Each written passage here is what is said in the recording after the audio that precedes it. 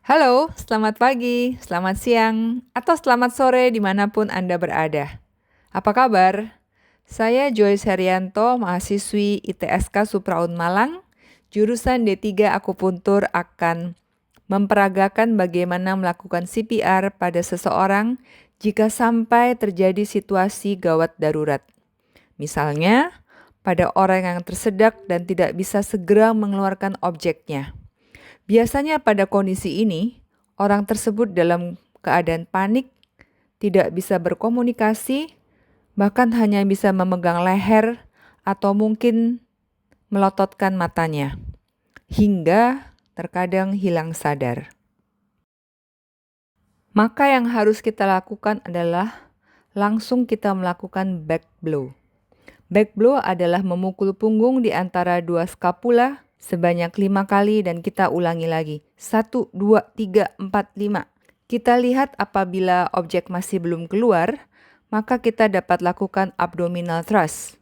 Kita letakkan jari-jari kita di bawah, proceus psoas, dengan cara memasukkan ibu jari ke dalam kepalan tangan. Lalu, lakukan kepalan tangan dengan hentakan ke belakang dan ke atas sebanyak 5 kali.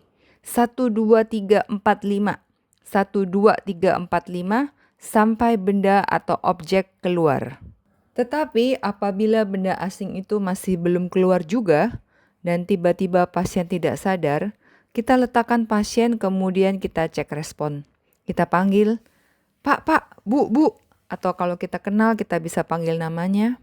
Jika tidak ada respon, kita harus segera minta tolong orang lain yang ada di sekitar kita untuk memanggil 118.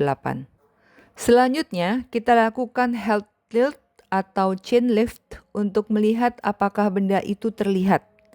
Apabila terlihat, lakukan finger sweep untuk mengeluarkannya.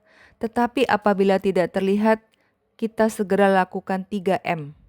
3M adalah melihat gerakan dada, mendengarkan suara nafas, dan merasakan hembusan nafas. Apabila tidak terasa, kita segera cek nadi. Apabila tidak teraba, maka kita segera perlu melakukan CPR. Kita telusuri posisi sipoideus, kita lakukan kepalan tangan, kita tempelkan, kita luruskan bahu, luruskan lutut, lakukan penekanan sebanyak 30 kali. 1, 2, 3, 4, 5, 6, 7, dan seterusnya sampai 30. 1, 2, 3, 4, 5, 6, 7, sampai 30. Kita bisa melakukannya sampai 5 kali. Ada kebijakan baru setelah COVID kita tidak diperkenankan untuk melakukan pemberian nafas buatan. Tetapi, kalau kita mengetahui kondisi kesehatan orang tersebut atau yang kita tolong adalah keluarga terdekat, kita boleh melakukan bantuan nafas. Kita tekan hidung, kita tiup 2 kali, kemudian dilanjutkan dengan kompresi 30 kali.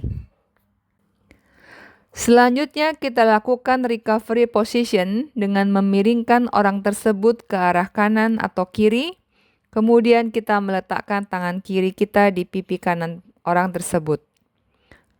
Kita lipat kakinya supaya orang tersebut tidak jatuh, sambil kita tetap mengobservasi nafasnya setiap 5 menit, sampai bantuan datang. Apabila pada saat kita mengobservasi dan bantuan belum datang, dan ternyata nafasnya berhenti, maka kita harus melakukan CPR kembali. Oh ya teman-teman, ada catatan penting. Jika kita sebagai penolongnya merasa lelah, jangan kita lanjutkan. Kita juga harus memperhatikan keselamatan diri kita sendiri. Kita bisa minta orang lain melakukannya. Demikianlah video ini. Semoga bermanfaat. Salam sehat, seimbang, dan selaras alam.